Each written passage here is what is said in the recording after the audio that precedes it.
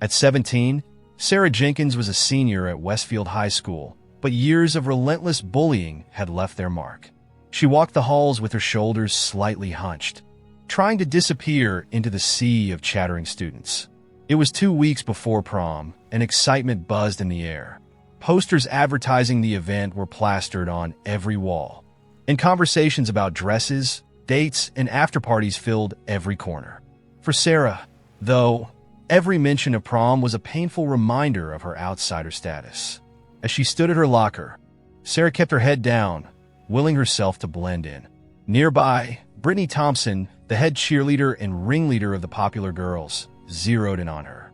Brittany's voice cut through the noise like a sharp blade. Well, if it isn't little Miss Einstein," she sneered. "Hey, for eyes, got a date for prom yet?" Sarah felt her cheeks burn, but she ignored the taunt, focusing on gathering her books. She willed her hands not to shake. Emboldened by Sarah's silence, Brittany stepped closer, her voice dripping with mock sweetness. "Oh, that's right. Who want to go with a nerd like you? Even your textbooks would turn you down." Laughter erupted from Brittany's group, and Sarah felt tears prick her eyes. She slammed her locker shut and turned to leave, but Brittany wasn't finished. "Wait, I've got an idea," Brittany said, grinning wickedly. "Why don't you go with your lab partner?" "Oh, wait, that's a microscope, isn't it?" As another wave of laughter rippled through the group, Sarah pushed past them, her vision blurred with unshed tears. She rushed to the nearest bathroom, locking herself in a stall as the first sob escaped her lips. Bullying wasn't new to her, but this incident felt different. Perhaps it was the looming prom or the cumulative weight of years of torment. But something inside Sarah shifted. Huddled in the bathroom, she made a decision. She wouldn't go to prom. The rest of the school day passed in a haze. Sarah went through the motions, Brittany's words echoing in her mind. By the time she got home, her resolve had solidified. Entering her room, her sanctuary filled with books, science posters, and a small telescope by the window, her eyes landed on the simple, elegant black gown hanging in her closet. Her mom had helped her choose it. Seeing it now only deepened the ache in her chest. With a heavy sigh, Sarah picked up her phone. Her fingers hovered over the screen before she typed a message to her best friend, Emily. "I'm not going to prom." Her heart pounded as she hit send. Emily's response came almost immediately. "What? Why not? We've been planning this for months." Sarah's thumbs moved quickly across the keyboard, explaining her decision and recounting the day's events. After sending the final message, a wave of relief washed over her. She wouldn't have to endure another night of torment. Here in her room, she felt safe away from the judging eyes and cruel words of her peers. Her gaze drifted to the prom ticket on her desk, the words "a night to remember" glittering in gold script. With a mixture of sadness and resignation, Sarah picked up the ticket and tucked it away in her drawer. Prom night would be spent at home, far from the laughter and jeers. This wasn't the first time Sarah had felt excluded, and she knew it wouldn't be the last. For as long as she could remember, she'd been different. While her peers were playing with dolls or video games, Sarah was conducting makeshift experiments in her backyard. Her remarkable aptitude for academics, particularly in the sciences, had set her apart. Her father, Dr. David Jenkins, a respected physicist at the local university, had recognized Sarah's potential early on and nurtured her curiosity with advanced science kits and books. Her mother, Linda Jenkins, an elementary school teacher, sometimes worried that Sarah might be missing out on a typical childhood, but she couldn't deny her daughter's passion for learning. "Sarah, honey," Linda's voice called from downstairs. "Dinner's ready." Emerging from her room, Sarah descended the stairs, the aroma of her mother's lasagna filling the air. Usually it was a comfort, but tonight it did little to soothe her troubled mind. At the dinner table, David noticed Sarah's subdued demeanor. "Everything okay, Pumpkin? You seem a bit down." Sarah pushed her food around her plate before answering quietly, "I've decided not to go to prom." Her parents exchanged worried glances. Linda reached out, placing a gentle hand on Sarah's arm. "But sweetie, you were so excited about it. What changed?" Haltingly, Sarah recounted the day's events, her voice trembling as she described Brittany's taunts. When she finished, She glanced up to see her parents' faces etched with concern and anger. David's fist clenched. "Those little—" "David," Linda warned softly, cutting him off. Turning back to Sarah, she said, "Sweetheart, I know it's hard, but you can't let those bullies win. You have every right to enjoy your prom night." Sarah shook her head. "It's not worth it, Mom. I'd rather stay home." Her parents tried to persuade her, but Sarah remained firm in her decision. After dinner, as she helped clear the table, she overheard her parents speaking in hushed tones in the living room. Their worry was palpable. Back in her room, Sarah's phone buzzed with an incoming video call. It was Emily. Her best friend's freckled face appeared on the screen, red hair in its usual messy bun. "Okay, spill," Emily demanded. "What's this about not going to prom?" Sarah sighed, recounting the day's events once again. As she spoke, Emily's expression shifted from shock to anger to determination. "Sarah, you can't let Brittany and her cronies win," Emily insisted. "We've been planning this for months. Remember how excited you were when we found your dress?" "I know, but—" "No buts," Emily interrupted. "Look, I know it's been tough, but you're stronger than this. You're the smartest person I know, and you're going to do amazing things. Don't let small-minded bullies take this experience away from you." A lump formed in Sarah's throat. I appreciate what you're saying, but you don't understand. You've never been the target like I have. You don't know what it's like to dread going to school every day, to feel like everyone's judging and ridiculing you." Emily's face softened. "You're right, I don't know exactly how you feel, but I do know that you're my best friend, and I hate seeing you hurt like this. Please just think about it." "For me?" Sarah hesitated, conflicted. "I'll think about it, but I'm not making any promises. That's all I ask," Emily replied with a small smile. After ending the call, Sarah flopped onto her bed, her mind a whirlwind of emotions. She knew Emily meant well, but the thought of facing Brittany and the others at prom made her stomach churn. The next morning, Sarah woke with a sense of dread. As she got ready for school, she caught sight of herself in the mirror. Dark circles underlined her eyes, evidence of a restless night. Adjusting her glasses, she tried to muster a smile, but it felt forced. At school, it was like navigating a minefield. Every laugh in the hallway made Sarah flinch, wondering if it was aimed at her.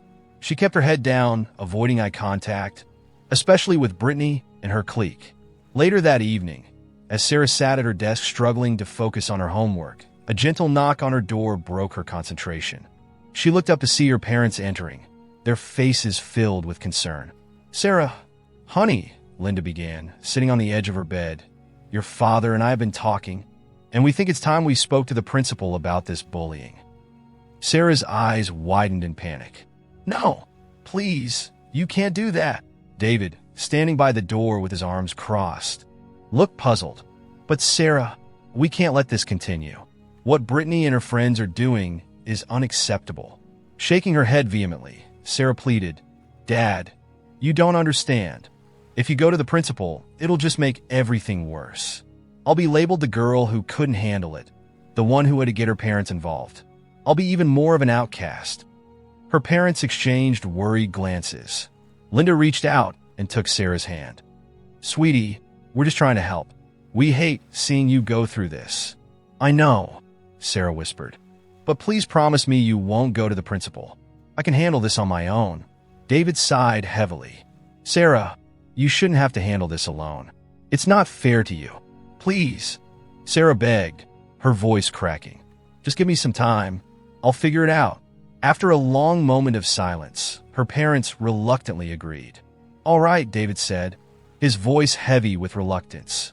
"We won't go to the principal for now, but if things get worse, we're stepping in." "Okay." Sarah nodded, relief washing over her. As her parents left the room, their hushed voices drifted down the hall, filled with worry. The week dragged on, each day feeling like an uphill battle for Sarah. She took longer routes to her classes to avoid Brittany and her group, ate lunch in empty classrooms, and counted down the minutes until she could retreat to the safety of her home. On Thursday evening, Emily came over for dinner. The Jenkins family had always treated Emily like a second daughter, and tonight was no exception. Linda prepared Emily's favorite lasagna. and the conversation around the dinner table was light and easy. After the meal, Sarah quickly excused herself. "I've got a ton of homework to do," she said, already halfway up the stairs. "Thanks for dinner, Mom." Emily watched her friend disappear, a frown creasing her forehead. As she helped Linda clear the table, she noticed the worried glances Sarah's parents exchanged. "Emily," Linda said softly once they were alone in the kitchen, "we're really worried about Sarah. She's adamant about not going to prom, and she won't let us talk to the school about the bullying." Emily nodded, her usual cheerful demeanor subdued. "I know. I've been trying to convince her to go, but she's so scared of what Brittany and the others might say or do." David leaned against the counter, his face etched with concern. "We feel so helpless. We want to respect her wishes, but we can't just stand by and watch her miss out on these experiences." For a moment, Emily was silent, drying a plate as she mulled over their words. Then, a small smile tugged at the corner of her mouth. "You know," she said, a hint of mischief in her voice, "I might know someone who could change Sarah's mind." Linda and David looked at her curiously. "Who?" Linda asked. Emily's smile widened. "LeBron James." David furrowed his brow in confusion. "LeBron James? The basketball player?" Emily nodded enthusiastically. "Sarah's his biggest fan. She'd never admit it to anyone else. But she's told me so many times how much she loves him, his dedication, his kindness, everything." Linda's eyes lit up with understanding. "That's right. I remember she was so excited after the last NBA game we took her to. She immediately wanted to join the basketball team. I never realized it was because of LeBron James." "Exactly," Emily said. "She's been following him ever since. If anyone could convince Sarah to go to prom and face her fears, it'd be him." David chuckled, shaking his head. "That's a nice thought, Emily. But how on earth would we get someone like LeBron James involved?" Emily's smile faltered slightly. "I don't know, but it's something, right? At least now, we know there's someone who might be able to get through to her." As they continued brainstorming ideas, Sarah remained oblivious to the conversation happening downstairs. She sat at her desk, trying to focus on her calculus homework, unaware that her parents were considering a wild plan to help her. Later that evening, as David and Linda prepared for bed, the idea of involving LeBron James lingered in their minds. David couldn't shake the thought. If LeBron was truly Sarah's biggest inspiration, perhaps reaching out to him wasn't entirely impossible. As he lay awake, an idea struck him. One of Sarah's classmates, Sparkly, was a popular influencer with a significant social media following. Maybe she could help. The next day, David managed to contact Sparkly, and to his surprise, she shared some unexpected news. LeBron James was scheduled to attend a local charity event that weekend. The event focused on promoting resilience among youth and taking a stand against bullying, bringing together athletes, celebrities, and advocates. David couldn't believe the timing. It felt like the perfect opportunity to connect with someone who not only inspired Sarah, but also championed a cause so close to her situation. Without hesitation, David made arrangements to attend the event.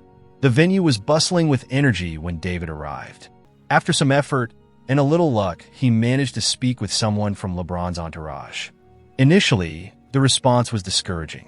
He was told that LeBron's schedule was packed and that meeting him directly would be impossible. Dejected, David was about to leave when, as if by a stroke of fate, LeBron himself appeared near the entrance. Summoning his courage, David approached him. "Mr. James," he began, his voice trembling slightly, "I know you're incredibly busy, but I need to tell you about my daughter." LeBron paused, studying David with a curious expression.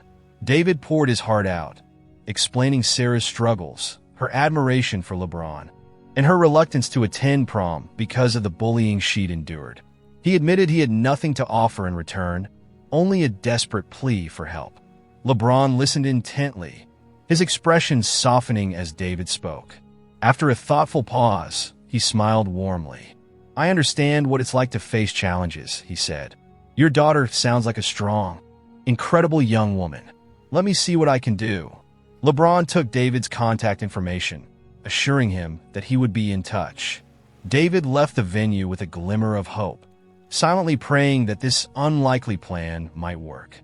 Prom night arrived, and at 7 p.m., Sarah was still in her house clothes, lying face down on her bed. Her parents had tried everything to cheer her up, but nothing worked. At 7:30 p.m., the doorbell rang. David's heart raced as he went to answer it. When he opened the door, his jaw dropped in disbelief. There, standing tall and impeccably dressed, was LeBron James himself. "Sarah," David called, his voice trembling with excitement. "Could you come down for a moment? There's someone here to see you." Reluctantly, Sarah trudged down the stairs, her eyes red and puffy from crying. As she turned the corner and saw LeBron James standing in the living room, she froze, her mouth falling open in shock. "Hey, Sarah," LeBron said warmly, his smile wide. "I heard you might need a prom date tonight." For a moment, Sarah was too stunned to speak. Then, letting out an incredulous laugh, she stammered, Is this real? Am I dreaming?" LeBron chuckled. "It's real. Your dad told me about everything you've been through. I know it's hard, but you're stronger than you think. How about we show everyone that tonight?" Sarah hesitated, old fears bubbling up inside her. But as she looked into LeBron's kind eyes and saw the encouragement on her parents' faces, a spark of courage ignited within her. "Okay," she said softly, a small smile forming. "Let's do this." An hour later, Sarah emerged from her room transformed. She wore her prom dress, a stunning black gown that highlighted the sparkle in her eyes. Her hair was styled elegantly, and she chose to keep her glasses, which gave her a confident, authentic look. But the most remarkable change was in her demeanor. For the first time, she stood tall, exuding a newfound self-assurance. When they arrived at the prom, Sarah on LeBron's arm, a hush fell over the crowd. Then, as recognition dawned, cheers erupted. Students crowded around not to mock Sarah, but to marvel at her transformation and LeBron's unexpected appearance. Brittany and her group stood off to the side, their faces frozen in shock. Sarah caught Brittany's eye and, for the first time, felt no fear. Instead, she offered a small, confident smile before turning away to enjoy her night. The evening felt like a dream. Sarah danced, laughed, and for the first time in years felt free. LeBron made sure she was the center of attention, sharing inspiring stories about overcoming adversity and even challenging a few students to a friendly basketball shooting contest that left everyone cheering. As the night wound down, Sarah found herself surrounded by classmates who had barely spoken to her before.